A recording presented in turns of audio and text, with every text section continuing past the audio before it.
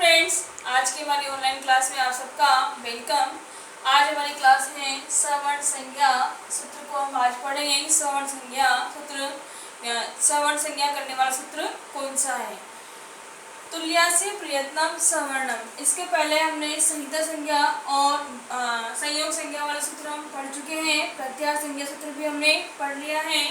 तुल्य अस्य प्रयत्नम सवर्णम, तुल्य यानी समान है, अस्य यानी इसके, प्रयत्नम प्रयत्न, सवर्णम सवर्ण होते हैं।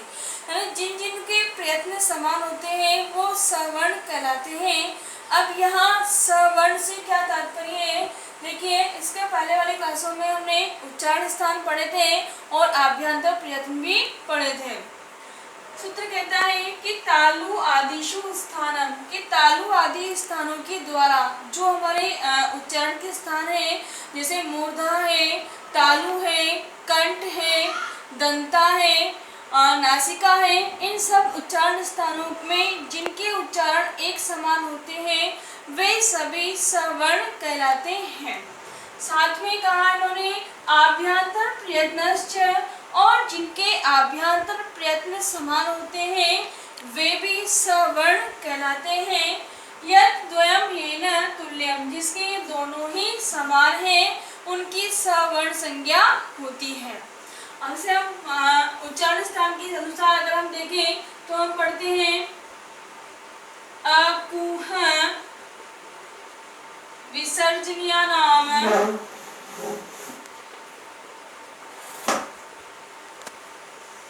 कंठ, कि अ कु से क वर्ग, क ख ग घ अंग ह और विसर्ग, इनका जो उच्चारण स्थान है वो क्या होता है? कंठ होता है।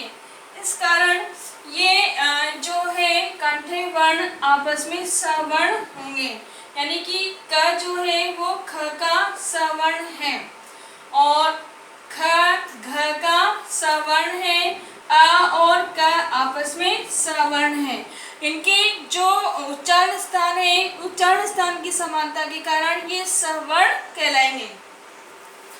अब हम देखते हैं इसके अलावा सवर्ण और क्या होंगे? आभ्यंतर प्रयत्न जो है वो भी सवर्ण होते हैं।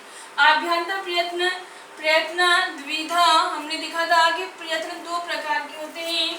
एक तो होते हैं बाह्य प्रयत्न और दूसरे होते हैं आभ्यंतर प्रयत्न। बाह्य प्रयत्न 11 प्रकार के होते हैं और आभ्यंतर प्रयत्न 5 प्रकार के होते हैं। आभ्यंतर प्रयत्नों में हमने स्पर्श, ईषद, स्पर्श,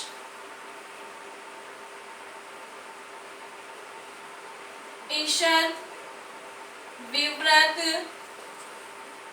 विव्रत और समृद्ध ये देखे थे।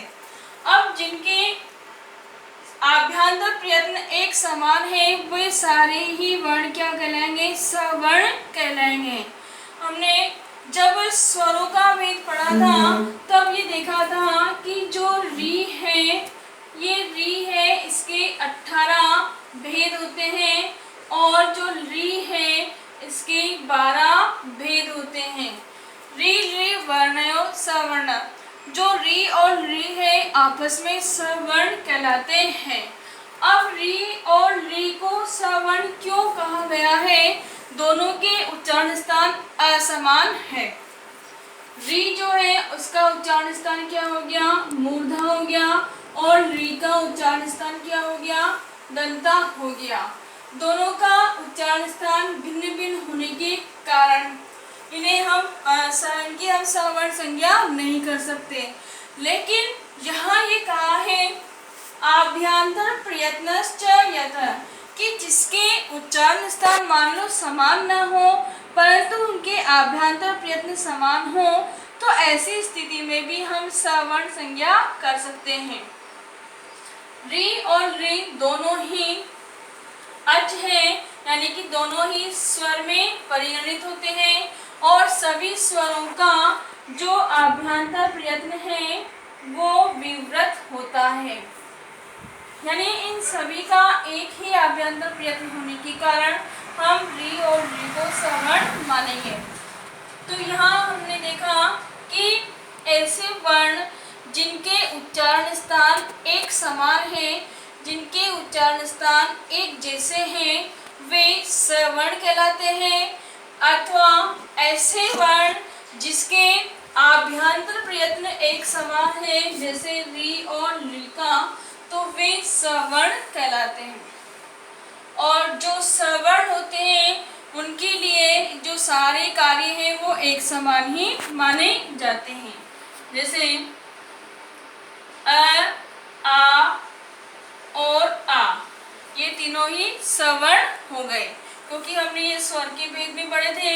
ये ह्रस्व, ये दीर्घ और वो प्लुत। उसी प्रकार से क, वर्ग और आ, ये सभी क्या हो गए, सवर्ण हो गए। तो जिनका उच्चारण स्थान एक समान है उनकी हम सवर्ण संज्ञा करेंगे। हमारा जो प्रश्न है वो यहीं से बनता है कि सवर्ण संज्ञा विधायक सूत्र कौन सा है। तो आपको ध्यान रखना है कि जिसके प्रयत्न समान हैं। यहाँ आप प्रयत्न को देख करके कंफ्यूज मत हो जाना, क्योंकि ये प्रत्यार की बात नहीं कर रहे हैं।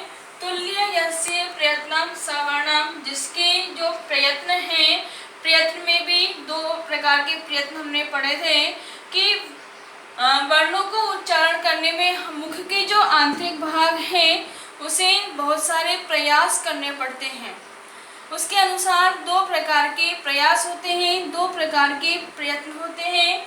एक तो होते हैं बाह्य प्रयत्न और एक होते हैं आभ्यंतर प्रयत्न। दोनों में सिर्फ इतना अंतर होता है कि जो आभ्यंतर प्रयत्न है वो वर्णों का उच्चारण करने से पहले किया जाता है और बाह्य प्रयत्न जो है वर्णों का उच्चारण करने के बाद में किया जाता है, लेकिन दोनों ही मुख के अंदर ही होते हैं। तो इस प्रकार हमारा देखने का तात्पर्य है कि जिनके दोनों के उच्चारण स्थान समान है या जिनका आभ्यंतर प्रयत्न समान है वे सब क्या कहलाएंगे, सवर्ण कहलाएंगे और उनकी सवर्ण संज्ञा होगी। आज की हमारी क्लास को देख के वीडियो को लाइक कीजिए, शेयर कीजिए और सब्सक्राइब कीजिए।